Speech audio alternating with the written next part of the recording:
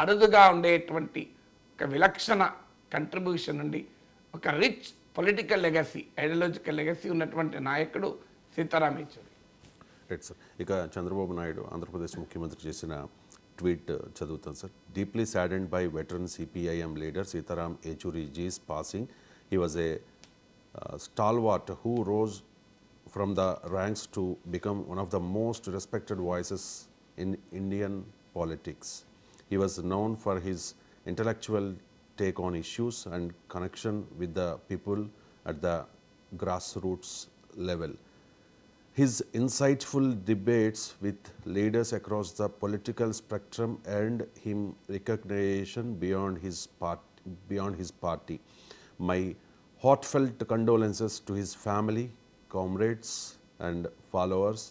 May his soul rest in peace. Chandrababu Naidu ట్వీట్లో కూడా మీరు గమనించండి, సాధారణంగా మొక్కుబడిగా ట్వీట్స్ ఉంటాయి, సంతాప సందేశాలని. మా తీవ్ర సంతాపాన్ని తెలియజేస్తున్నాం, ఆయన మరణం తీరని లోటు, కుటుంబ సభ్యులకు సంతాపం, సాధారణంగా మొక్కుబడిగా ఉంటాయి. కానీ ఇది మీరు చూడండి, చంద్రబాబు నాయుడు మనస్ఫూర్తిగా ఆయన మనసు నుంచి వ్యక్తం చేసిన భావాలు మీకు కనబడుతున్నాయి. కారణం ఏంటంటే యునైటెడ్ ఫ్రంట్ ఏర్పాటు సమయంలో చంద్రబాబు నాయుడు సీతారాం యెచూరిల మధ్య ఆ పరిచయం ఉంది.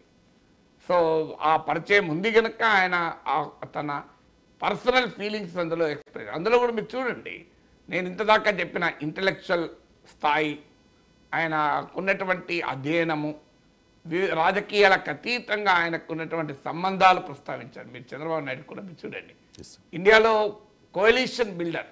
వాస్తవంగా ఆయన సీతారాం యెచూరి గురువు భారత రాజకీయాల్లో కోalition బిల్డర్గా పేరున్న హర్కిషన్ సింగ్ సూర్జిత్తో కలిసి ఈ early days of his political యాక్టివిటీలో పనిచేశారు. హర్కిషన్ సింగ్ సూర్జిత్ వాళ్ళ పార్టీకి ఉన్న బలం కన్నా across the political spectrum highly commanding leader. ఓ రోజులు నాకు గుర్తు, ములాయం సింగ్ యాదవ్ని అడిగితే మీరు స్టాండ్ ఏముంటుంది అంటే, కామ్రేడ్ సుర్జిత్ క్యా స్టాండ్ లియే తో హమారా భీ వహీ స్టాండ్ रहेगा అన్నాడు ములాయం సింగ్ యాదవ్ లాంటి వాడు.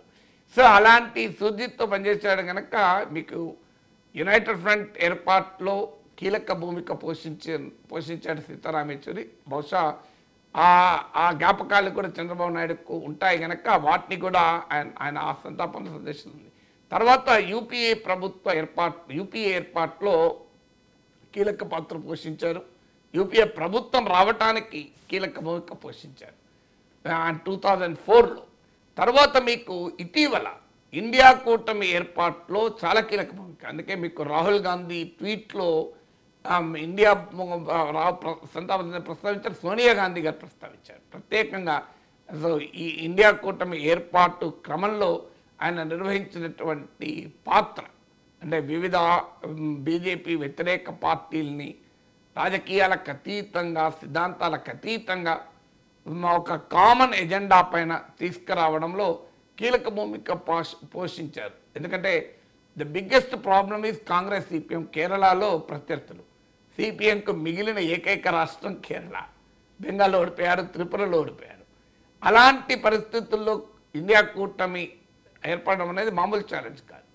కానీ ఇండియా కూటమి ఏర్పడడం మాత్రమే కాదు, ఇండియా కూటమి ఈ ఎన్నికల్లో చాలా దగ్గరగా రావడంలో కూడా దానికి ఒక రూపాన్ని ఇవ్వడం, ముఖ్యంగా ఐడియాలజికల్ రూపాన్ని ఇవ్వడం, దానిలో కీలక పాత్ర పోషించారు. అందుకే నిన్న ఇండియా కూటమి నేతలు మీకు సోనియా గాంధీ, ఫరూక్ అబ్దుల్లా, ఇలా వివిధ ఇండియా కూటమి నేతల సంతాప సందేశాలు మీకు కనబడుతుంది.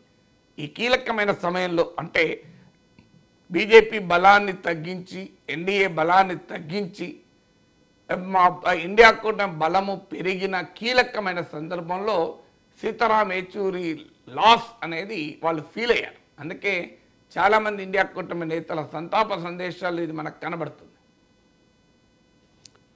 Right sir. ఇక నెక్స్ట్ రేవంత్ రెడ్డి కూడా ట్వీట్ చేశారు సార్, అది కూడా చదివి వినిపిస్తాం ఒకసారి. Deeply saddened by the dismissal of veteran leader, former Rajya Sabha MP Shri Sitaram Yechuri ji, he relentlessly fought to uphold democratic traditions. The void left by him would always remain unfilled. Revanth. అంటే రేవంత్ రెడ్డికి బహుశా వ్యక్తిగత పరిచయం కూడా ఉండకపోవచ్చు. Yes అందువల్ల ఎందుకంటే ఆయన కంపారిటివ్లీ లేటర్ రీసెంట్ ఎంట్రీ కదా. అంటే ఈ 15 ఏళ్ళు 2007లో ఫస్ట్ టైం ఎమ్మెల్సీ అయ్యారు. సో అందువల్ల సాధారణ సంతాప సందేశాన్ని ఇవ్వచ్చు. ఎందుకంటే పర్సనల్గా రిలేషన్షిప్ ఉన్నప్పుడు ఒక రకంగా ఉంటుంది. Feel right. ఇక last KTR deeply saddened by the dismiss of demise of demise of a towering political figure, veteran Marxist leader